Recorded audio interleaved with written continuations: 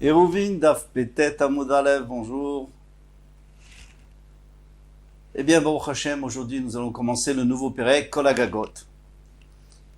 Donc, Kol HaGagot Aïr, Reshut Achat, tous les toits de la ville s'appellent un seul Reshut. Je peux porter d'un toit à l'autre les ustensiles qui étaient déjà sur le toit, sur un des toits, à l'entrée de Shabbat. On ne peut jamais faire sortir une chose de la maison et puis après le transporter, parce qu'il n'y a pas d'érouve. Mais si c'est déjà sur le toit, on peut le transporter sur tous les toits. Milvat sheloye ga gavoa asara, onamuch asara divrei Rabbi Meir. Sur les paroles de Rabbi Meir, il ne faut pas qu'il y ait un mur, qu'il y ait un toit au milieu qui soit beaucoup plus haut que les autres, ou beaucoup plus bas que les autres de 10 tfachim. Alors on va voir pourquoi. Parce qu'a priori, il n'y a pas vraiment de problème, qu'il sera un peu plus haut ou plus bas, qu'est-ce que ça change? Les Chachamim, ils sont machmirim, ils disent Kol echad ve'echad reshut bifnei atzmo. Chacun est un reshut à part. À partir du moment où mon toit et ton toit, on n'a pas fait d'érouve entre nous, donc c'est deux domaines différents, on ne peut pas porter de l'un à l'autre. Il faut quand même préciser que Rabbi Meir, lorsqu'il a dit les toits, il a aussi voulu dire les chatserot. S'il y a plusieurs cours, ou les karfifot, ou plusieurs enclos, qui étaient l'un à côté de l'autre, eh bien on peut aussi porter d'après Rabbi Meir, mais pas entre une cour et un toit. Forcément non, parce que la cour est en bas, le toit est en haut. De toute façon, on lui dit même quand il y a une différence entre les toits, il y a un problème. Alors c'est sûr que lui, on n'a pas le droit de porter d'une cour à un toit ou d'un karfef à un toit. Mais on a le droit entre les toits, entre les cours ou entre les karfifot. Rabbi Shimon Omer, Rabbi Shimon lui dit Echad gagod vechad chatzerot vechad karfifot reshut achad hen lekelim shishavtu betochan. Il dit soit des cours, soit des enclos. Les enclos, ça n'a pas été moukaf le dira, ça n'a pas été entouré pour une habitation, mais ça fait moins que deux bet sataim, c'est-à-dire la surface de deux séines, pour semer deux séines. Mais ça, c'est que pour les ustensiles, d'après tout le monde, pour les ustensiles qui ont passé le début de Shabbat à l'intérieur des cours, par exemple. Donc, tu peux la porter d'une cour à l'autre. Ou à l'intérieur du karfef, alors d'un karfef à l'autre. Mais Rabbi Shimon, lui, il permet beaucoup plus que Rabbi Meir. Deux choses de plus. C'est que Rabbi Meir, lui, il avait dit, d'abord, il ne faut pas qu'il y ait une différence de hauteur, de plus que 10 tfachim. Sinon, on ne peut plus porter. Et Rabbi Shimon ne lui dit pas ça. Il dit, ça ne dérange pas qu'une maison soit plus élevée que l'autre, ça ne pose pas de problème. Deuxièmement, Rabbi Meir lui parlait de pouvoir transporter d'un toit à un autre toit, d'une cour à une autre cour, ou alors d'un enclos à un autre enclos, mais pas d'un enclos à une cour, etc. Et lui, Rabbi Shimon lui permet tout ça. Maintenant, tout le monde est d'accord que c'est seulement pour les kelim chez Shavto de Tochan, les kelim qui étaient à l'intérieur de ce karfef ou de cette cour. Vélo les kelim chez Shavto Betoch Habayit, mais pas les ustensiles qui étaient au début de Shabbat dans la maison. Pourquoi? Parce qu'à partir du moment où ils étaient dans la maison, il faut un hérouve pour les faire sortir. Sinon, il n'y a plus d'hérouve, ça ne sert plus à rien, hérouve. Tout le lien de hérouve, d'après Rabbi Shimon, c'est pour faire sortir de la maison à la cour. Et d'après Rabbi Meir, c'est pour faire sortir aussi d'une cour à un toit, par exemple. Et d'après Rabbi Shimon, c'est pour faire sortir de n'importe quoi à n'importe quoi, il faut toujours un hérouve. Gemara. Yativ Abaye Baravin, Abaye Baravin s'est assis, Rabbi Chanina Baravin et Rabbi Chanina Baravin, donc son frère. Yativ Abaye Gabayou, et Abaye il était avec eux. Veyatve Vekamre, donc ils se sont installés et ils ont dit. Quand on dit installés, ça veut dire qu'ils se sont posés et ils ont dit une chose. Bishlama les Rabbanan. Alors ça va bien d'après les Rabbanan. Donc le Chachamim, c'est vrai, qu'est-ce qu'ils pensent? Keshem chez Diurin Chalukim le matin. De la même manière que en bas, c'est-à-dire dans les maisons, les habitants sont séparés. Chaque habitant a son domaine, sa maison, en l'occurrence. Car Diurin Chalukin les Mala, ainsi, sont aussi séparés sur les toits. C'est-à-dire chacun a son toit. Tu ne peux pas porter d'un toit à l'autre. C'est logique, non? Si tu me dis qu'on n'a pas fait de rouf, donc on est séparés, on est indépendant, alors on est aussi indépendant sur notre toit. Et là, Rabbi Meir, Maïka Savar, Rabbi Meir, qu'est-ce qu'il pense? Ika Savar, Shem Shidiurin Chalukin le Mata, car Diurin Chalukin le Mala, si, pense comme les Chachamim, qu'on est aussi indépendant en bas et en haut aussi. Amay Reshut Echaden, pourquoi il dit que c'est un seul Reshut et on peut porter d'un tour à l'autre? Vi kasavaren chalukin. Et si tu me dis non, il est cholek sur les chachamim, il dit que ils ne sont pas indépendants, ils sont tous ensemble en haut, sur les toits.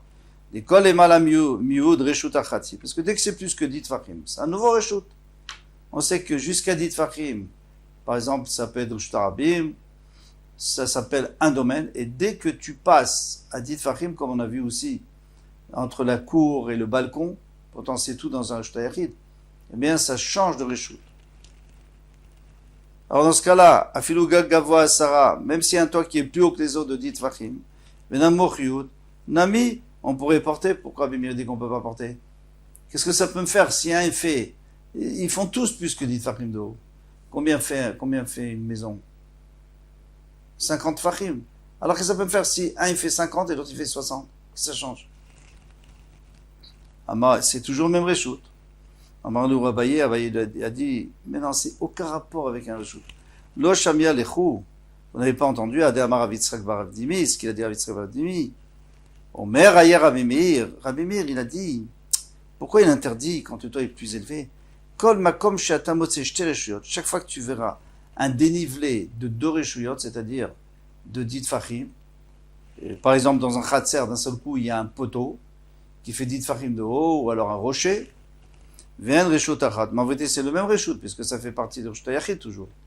Si c'était dans un domaine public, alors ce rocher-là qui fait 10 tfachim de haut, et 4 sur 4 de large.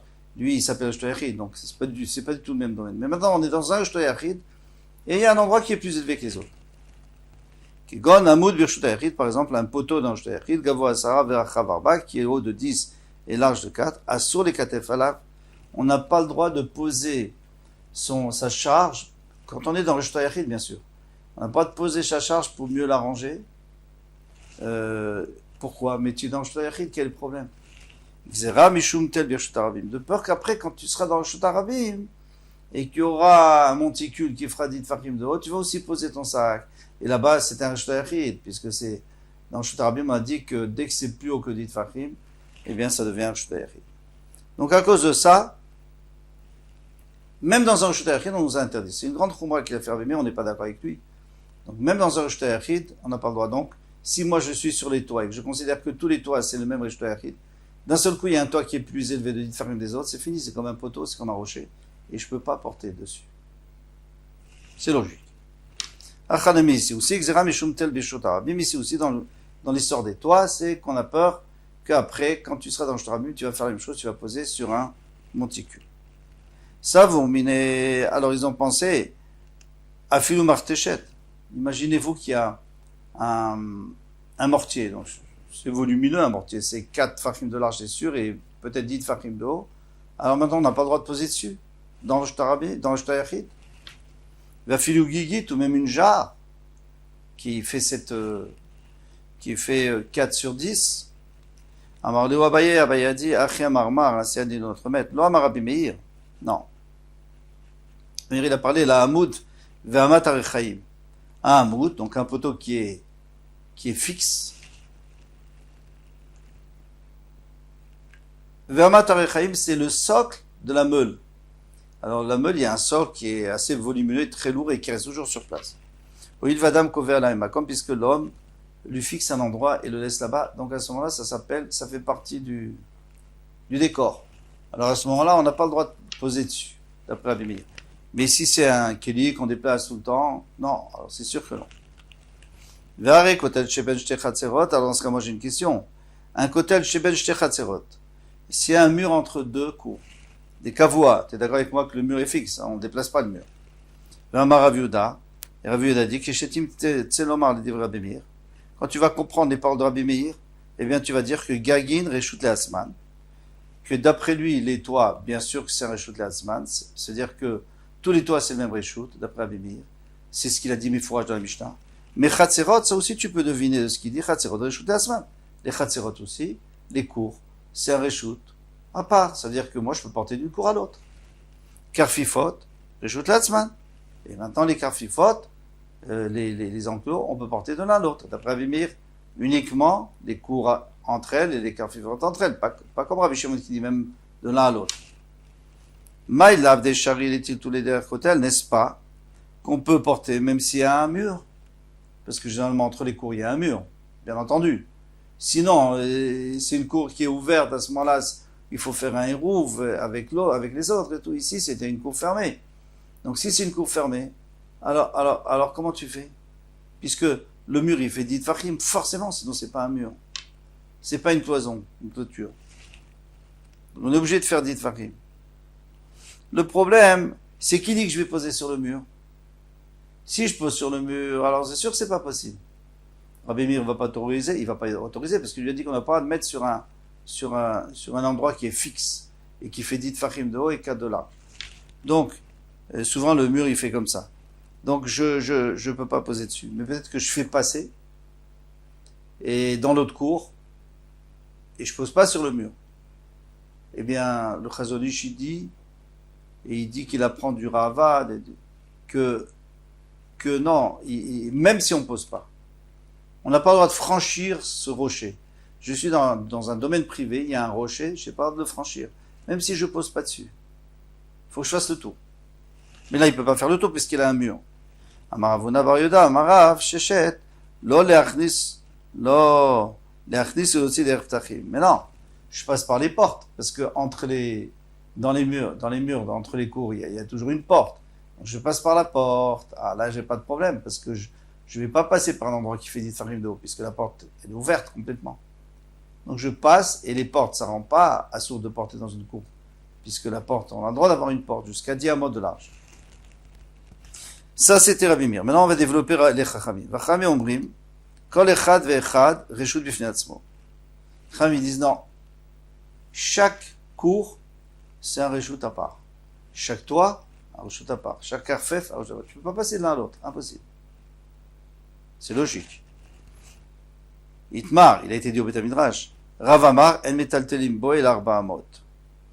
Alors maintenant, disons que je suis dans une cour qui est fermée et il n'y a pas des roufs, bien sûr. Eh bien, est-ce que je peux transporter dans toute la cour ou alors seulement 4 amot? C'est-à-dire, je n'ai pas le droit de porter.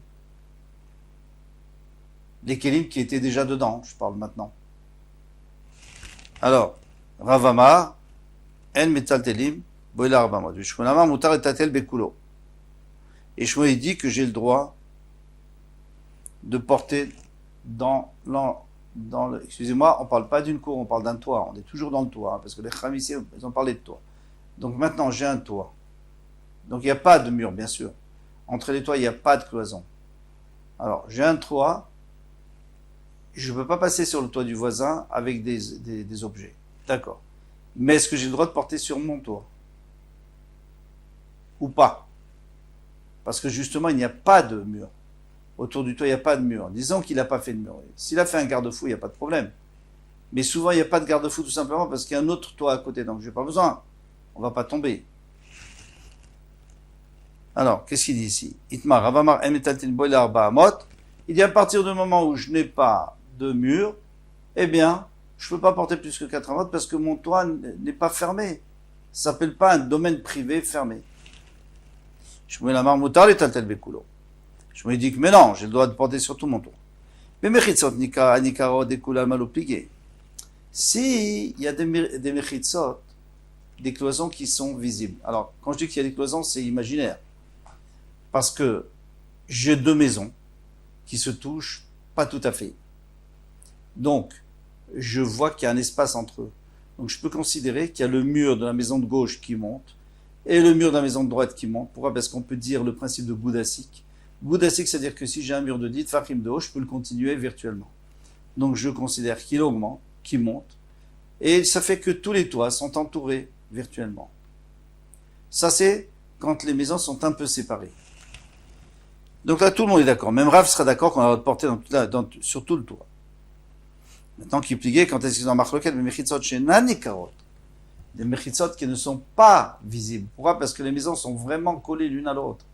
Donc je vois même pas qu'il y a quelque chose qui monte, qu'il y a un mur. Je ne vois pas le mur puisqu'il est collé à l'autre maison. Si je voyais le mur, j'aurais pu dire le mur il continue, il monte virtuellement, mais là non. Rav Amar et Metaltinimbo. Ravi, on comprend, il dit il n'y a pas de mechitza, on n'a pas le droit. Et l'arba amot, seulement 4 amot, comme si on était dans un domaine public. ou dans un khatser qui a pas été, qui n'est pas fermé. L'amrinan, goudasik mechitzata, on peut pas dire que la mechitza monte. La mechitza, c'est-à-dire le mur de la maison, on peut pas dire qu'il continue à monter parce que je le vois pas. Vishmulamar mutar letatel bekulo. L'amrinan goudasik mechitzata. Lui dit, moi je peux porter sur tout le toit parce que moi je dis, sur ce toit seulement, parce que je dis qu'à partir du moment où je sais qu'il y a un mur, alors je dis qu'il continue à monter, même si je le vois pas. Je m'imagine qu'il est là, parce qu'une maison sans mur, ça n'existe pas. C'est pas une maison. C'est une ruine. D'abord, le toit, sur quoi il tient. Donc, il y a des murs. Voilà pour ce Hamoud. À demain, Bezrat Hashem, Kol Touf.